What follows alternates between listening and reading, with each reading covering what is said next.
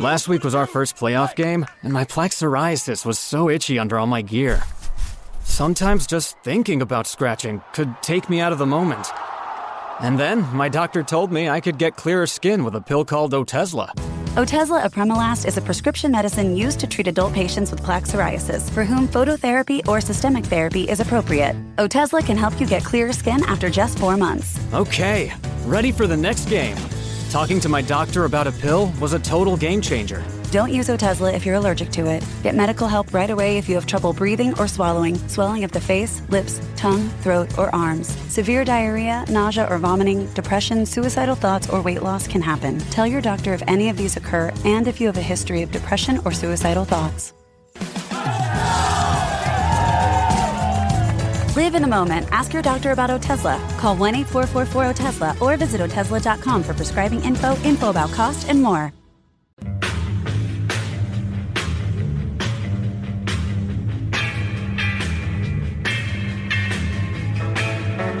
This is The Roger Stone Show. Welcome back.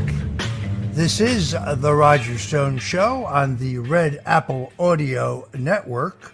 Bombshell News. We're going to be taking your calls at 1-800-848-9222, whether you want to ask about the developments, which Joe Biden seemingly has dropped out in such a way that Kamala Harris is now at least the favorite for an open convention, the Democrat Party, or breaking news and developments regarding the lapses by both federal and state authorities surrounding the attempted assassination of President Donald Trump. Joining us now is John Catsimatidis of the Cats and Cosby program here on the network with his observations. John, this is really an extraordinary Sunday, isn't it?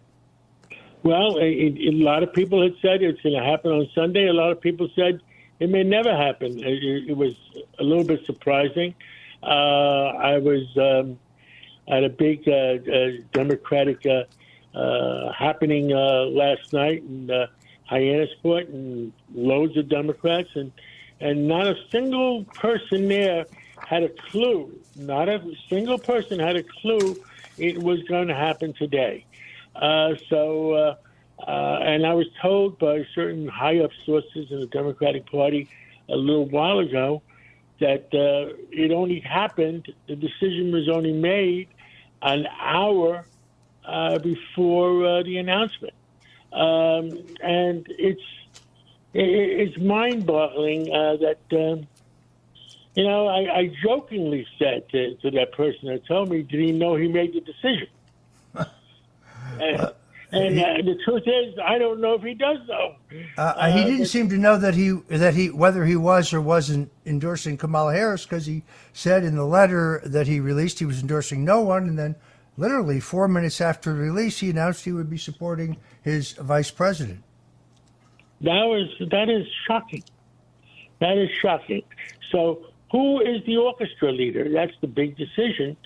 I don't know, Roger. Any speculations? Who is the orchestra leader, if there is an orchestra leader? I don't think there's any question, John, that the single most influential person in today's modern Democrat Party is former President Barack Obama.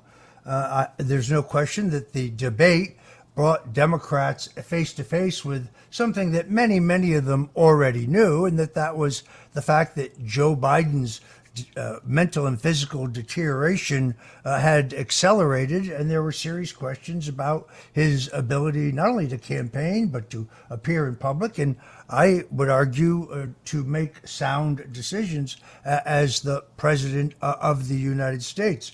So it is Barack Obama who induced George Clooney to write that influential op-ed at the New York Times, based on my sources. It is Barack Obama who cut off $90 million worth of Hollywood campaign money. But it was also Hakeem Jeffries, Nancy Pelosi, and Chuck Schumer seeing polling that showed that congressional districts and states that were heretofore thought to be safe were now suddenly in play. that, I think, caused a panic in the party. Pelosi was, as I said earlier, a key player in this. The signal was when her protege, Adam Schiff, now a congressman, winner of the primary, the multi-candidate jungle primary in California, still has to face off against Republican Steve Harvey in the fall, but is favored. When he came out against against Biden late last week, I think the handwriting was on the wall. Well, let's see how do the British say it, Roger? Let's see how things sort themselves out. I thought a smarter way, if I was a Democrat, I thought the smarter way to go is to open up through an open convention and let the people decide versus who knows who decided. Well, under their party rules, they could have gone to the Democrat National Committee for that decision, but they have now evidently elected to go to open primary. Anyway, we have to go to break. I want to thank John Catsimatidis from the Cats and Cosby show for joining us. Well, thank you, Roger. We are joined now. I'm sorry, John. Can you stick with us for a few more minutes? Okay, I'll stick with you a few minutes. Please. This is the Roger Stone Show.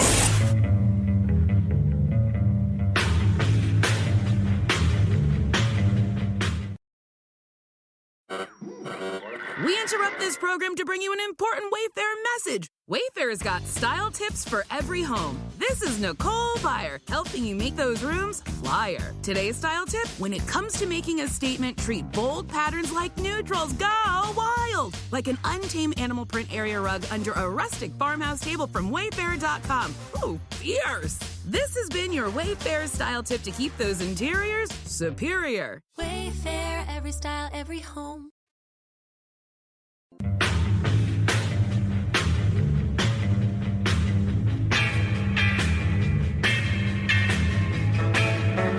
This is the Roger Stone Show.